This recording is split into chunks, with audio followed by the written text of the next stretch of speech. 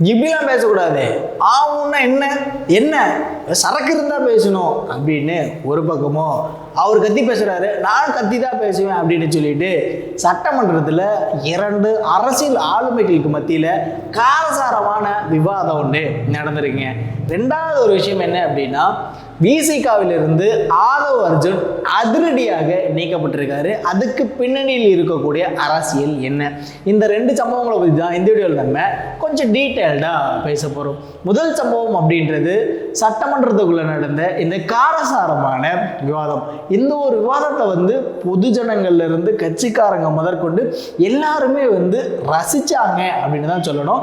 இன்னைக்கு சட்டமன்றம் கூடியது. இந்த சட்டமன்றத்தில் ஒரு முக்கியமான ஒரு பிரச்சனை விவாதிக்கப்பட்டது. என்னடா அப்படின்னா, மதுரையில் இந்த டங்ஸ்டன் சுரங்கம் அமைப்பதற்கான அந்த ஒரு பிரச்சனையை குறித்து விவாதிக்கப்பட்டது. எதிர்க்கட்சி தலைவர் அப்படிங்கும் போது எதிர்க்கட்சி தலைவர் என்ற முறையில் சில கேள்விகளை முன்வைக்கிறாங்க எடப்பாடி பழனிசாமி அவர்கள். அவர் கேட்ட ஒரு விஷயம் என்ன அப்படின்னா, மக்கள் இதற்கு எதிர்ப்பு தெரிவிக்கிறாங்க. அவருடைய வாழ்வாதார பிரச்சனையா இருக்கு. மதுரையை சுற்றி இருக்கக்கூடிய கிட்டத்தட்ட 10க்கும் மேற்பட்ட கிராமங்கள், அரிட்டாப்பட்டியிலிருந்து நாயக்கர்பட்டி, இது மாதிரி 10 கிராமங்கள், அந்த மக்கள் இப்போ போராடிக்கிட்டு வராங்க. மத்திய அரசு இதற்கான அறிவிப்பு பிப்ரவரி மாதமே வெளியிட்டிருக்கு. அப்படி வெளியிட்டிருக்கும் போது 10 மாசமா நீங்க என்ன பண்ணிட்டு இருந்தீங்க அப்படின்னு சொல்லி ஆளுங்கட்சியை பார்த்து எடப்பாடி பழனிசாமி அவர்கள் ஒரு கேள்வியை முன்வைக்கிறாரு. அதே நேரத்தில் ஒரு வார்த்தையும் சேர்த்து பயன்படுத்துறாரு. அரசாங்கம் தானே நடத்திட்டு இருக்கீங்க அப்படின்ற ஒரு வார்த்தையும் பயன்படுத்துறாரு. இந்த கேள்விக்கு தான் நீர்வளத்துறை அமைச்சர் துரைமுருகன் அவர்கள் பதில் சொல்றாரு. எதிர்க்கட்சி தலைவர் சத்தமா பேசுறாரு, அதே மாதிரி தான் நானும் சத்தமா பேசுவேன் அப்படின்னு சொல்லிட்டு அவங்க தரப்பு பதில சொல்லியிருக்காங்க. இது மாதிரி நாங்க மத்திய அரசுக்கு கொடுத்துருக்கோம், அழுத்தம் கொடுத்துருக்கோம், அதை நாங்க நிறைவேற்ற மாட்டோம் அப்படின்னு சொல்லியிருக்கோம். மக்களுக்கு எதிரான எந்த ஒரு திட்டத்தையும் நாங்க நிறைவேற்ற மாட்டோம் அப்படின்னு ஒரு பதில சொன்னாரு. ஆனா இதுல அவர் சொன்ன விதம் அப்படின்றது தாங்க சட்டமன்றத்தில் மிகப்பெரிய ஒரு காரசாரமான விவாதமாக மாறியது.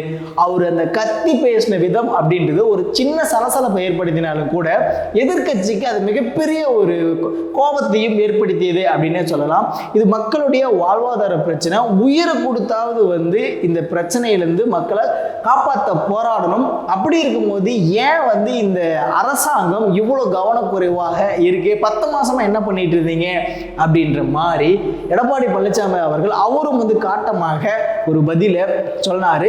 இதனால சட்டமன்றத்தில் ஒரு காரசாரமான ஒரு விவாதமும் ஏற்பட்டது. ஸோ இந்த விவாதத்தினால பார்த்தீங்க அப்படின்னா டங்ஸ்டன் சுரங்கம் அப்படின்றது அந்த திட்டத்தை நிறைவேற்ற மாட்டோம் அப்படின்ற மாதிரி சட்டமன்றத்தில் ஒரு மனதாக தீர்மானமும் போட்டிருக்காங்க. ஸோ அதுக்கு நமக்கு தேவை பதில்.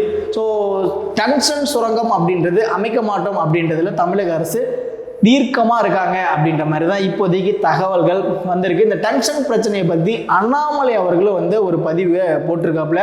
இந்த டங்ஸ்டன் சுரங்கம் அமைப்பது அப்படின்றது திமுக கொடுத்த தகவல்களின் அடிப்படையில் தான் இந்த பணி சுரங்கம் அமைப்பதற்கான வேலையே ஆரம்பிக்கப்பட்டது அப்படின்னு அவரு சொல்லியிருக்காரு. அதன் பிறகு பார்த்தீங்க அப்படின்னா விவசாயிகளுடைய எதிர்ப்பு, பொதுமக்களுடைய எதிர்ப்பிற்கு பிறகு மத்திய இந்த சுரங்கத்துறை அமைச்சர்கிட்ட கிஷான் ரெட்டிகிட்ட நாங்கள் பேசணும், பேசி இதை கைவிடுவதற்கான வேலைகளையும் தமிழக பிஜேபி மேற்கொண்டுட்டு இருக்கு அப்படின்ற மாதிரியும் சொல்லியிருக்காரு. திமுக கொடுத்த அடிப்படை தகவலின் அடிப்படையில் தான் இந்த சுரங்கம் அமைப்பதற்கான வேலையை மத்திய அரசு பண்ணிச்சு அப்படின்ற மாதிரி அவரும் திமுகவின் மீது இந்த குற்றச்சாட்டை வச்சிருக்காரு. ஆக மொத்தத்தில் பார்த்தீங்க அப்படின்னா மதுரையில் இந்த டங்ஸ்டன் சுரங்கம் அமைக்க விட மாட்டோம் அப்படின்ற மாதிரி இறுதியாக முதலமைச்சர் ஒரு உறுதியை கொடுத்துருக்காரு.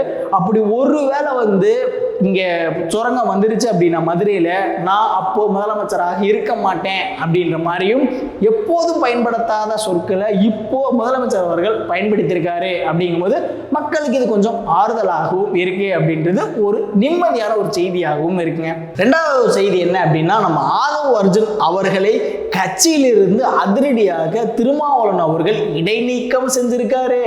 6 மாசத்துக்கு உன்னை சஸ்பெண்ட் பண்றப்பா அப்படின்னு சொல்லிட்டு சஸ்பெண்ட் பண்ணிட்டதாக ஒரு செய்தி. அதன் பிறகு பார்த்தீங்க அப்படின்னா சஸ்பெண்ட் பண்ண உடனே முதலமைச்சரை வந்து இன்னைக்கு காலையில் 9 மணிக்கு சட்டமன்றத்தில் சந்திக்க இருந்ததாகவும் தகவல். இந்த 2 சம்பவங்களும் வந்து பல்வேறு விமர்சனங்களை வந்து ஏற்படுத்தியிருக்கு விசிகாவின் மீது. ஏப்பா உன்னை முதலமைச்சராக்கணும்னு சொல்லி தானே துணை முதலமைச்சராக்கணும்னு சொல்லி தானே வந்து விசிகா பொதுச் செயலாளராக இருக்கக்கூடிய ஆதவ் பேசினாரு, அவரை போய் கட்சியிலிருந்து நீக்கிட்டீங்க, அவர் பேசினதுல என்ன தப்பு இருக்கு அப்படின்னும், அதே வேளையில மிகச் சரியான முடிவு அப்படின்னும், இவரெல்லாம் வந்து ஆரம்பத்திலிருந்தே வந்து நீக்கி இருக்கணும் அப்படின்னும். அதை தாண்டி பார்த்தீங்க அப்படின்னா இது ஒரு தலித் சமூகத்தை சார்ந்த ஒரு அமைப்பு. அப்படி இருக்கும்போது வேற சமூகத்தை சார்ந்தவர்களுக்கு ஏன் வந்து நீங்க பொறுப்பு கொடுத்தீங்க, அதுவும் துணை பொதுச் செயலாளர் பொறுப்புலாம் வேற கொடுத்துருக்கீங்க அப்படின்னும், இது வந்து மிகச்சரியான ஒரு முடிவு தான் அப்படின்ற மாதிரி பலரும் தங்களுடைய கருத்துக்களை தெரிவிச்சுட்டு வராங்க. இதற்கு இடையில பார்த்தீங்க அப்படின்னா விசிகாவிற்கு ஆதவ் அர்ஜுன் வந்து கோடிக்கணக்கில் பணத்தை வந்து உதவியாக கொடுத்திருக்கிறாரு, நன்கொடையாக கொடுத்திருக்காரு, கடனாக கொடுத்திருக்காரு அப்படின்ற மாதிரியும் செய்திகள் வந்து உலாவிட்டு இருக்குங்க. ஸோ இதற்கான காரணம் என்ன அப்படின்னு பார்க்கும் பொழுது விசிகாவிற்கு இது பலமா பலவீனமா அப்படின்னு பார்க்கும் பொழுது குறிப்பிட்ட கால இடைவெளியில் பார்த்தீங்க அப்படின்னா இந்த கடனிலையில் இருக்கக்கூடிய விசிகாவினுடைய தொண்டர்களுடைய எதிர்பார்ப்பு என்னவோ அதை தான் வந்து ஆதவ் அர்ஜுன் பேசினார் அப்படின்னும், அதே நேரத்தில் வந்து விசிகாவில் இருக்கக்கூடிய முன்னணி தலைவர்கள் அவங்க இந்த நிர்வாகிகளுடைய அழுத்தத்தினால தான் வந்து விசிகாவில் வந்து இது மாதிரி ஆதவ் அர்ஜுனை நீக்க வேண்டிய ஒரு கட்டாயத்திற்கு தள்ளப்பட்டார் திருமாவளவன் அப்படின்ற மாதிரியும். அதே நேரத்தில் இப்போ பார்த்தீங்க அப்படின்னா நீங்கள் இது மாதிரி பண்ணிட்டு இருக்கீங்க, இதெல்லாம் சரியில்லை, ஆதவ் அர்ஜுனை வெளியே அனுப்புனீங்கன்னா மட்டும்தான் எங்கள் கூட்டணியில் இருக்கணும் அப்படின்ற மாதிரி திமுக விசிகாவிற்கு சில கண்டிஷன்ஸ்லாம் போட்டாங்க. அதனால தான் வந்து அதனுடைய அழுத்தத்தினால தான் வந்து இவர் வந்து இது மாதிரியான ஒரு முடிவு எடுக்கிறதுக்கு அந்த சூழலுக்கு தள்ளப்பட்டார் அப்படின்ற மாதிரியும் பல்வேறு விமர்சனங்கள் வந்து சோசியல் மீடியாவில் வைக்கப்பட்டு இருக்குங்க. ஸோ ஆக மொத்தத்தில் பார்த்தீங்க அப்படின்னா விஜய் அவர்களால் சீமானுக்கு ஒரு பக்கம் பிரச்சனை, இதே நேரத்தில் விசிகாவிற்கு மிகப்பெரிய ஒரு பிரச்சனை. இந்த நிலையில ஆதவ் அர்ஜுன் வந்து மறுபடி எந்த கட்சியில இணைய போறாரு, விசிகாவிலே இணைய போறாரா அல்லது வந்து விஜய் கூட இணைந்து பணியாற்ற போறாரா அப்படின்றதா வந்து மிகப்பெரிய ஒரு எதிர்பார்ப்பாகவும் இருக்கிறது. அதே நேரத்தில் வந்து திருமாவளவன் அவர்கள் விசிகா அப்படின்ற ஒரு கட்சியை மறந்து திமுகவினுடைய ஒரு தலித் அணியாகவே இயங்குகிறார் அப்படின்ற மாதிரியும் ஒரு விமர்சனம் முன்வைக்கப்படுதுங்க. இதை நீங்க எப்படி பாக்குறீங்க அப்படின்றத மறக்காம கமெண்ட் பண்ணிருங்க. இப்போ மட்டும் கிளம்புறது நான் சதீஷ். பாய்.